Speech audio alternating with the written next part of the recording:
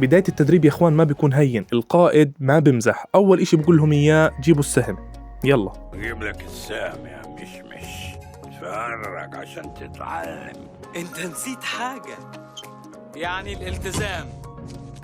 القوة. يعني الموضوع يا ابو الغوالي مش سهل، تفضل اطلع جيب السهم، بشد حاله بده فينير معلم هون، وهاي مولان ما بتعرفش تجيب، والقصة يعني الموضوع مش سهل، انت معلق وهدول هبل مسخمين، حتى التدريبات كلها، حتى مولان بتحاول تغش او مش هي اللي بتغش، مو شو اللي بغش، تدريباتهم صعبة يا اخوان، ومولان واللي معها ما بيقدروا يعملوا اشي، والمصايب شغالة، والكابتن بلش يفقد اعصابه، انه يعني انتوا جاي بدكم تروحوا تحاربوا الهون يا اخوان، جايين تمزحوا وتضحكوا هون، خلص الوضع مبين من أوله إنه سيء، والكابتن بيعصب على الكل إنه ولا بتدريب نجحوا ولا بتدريب طلع، هذا بده فينير كمان لا تنسوا.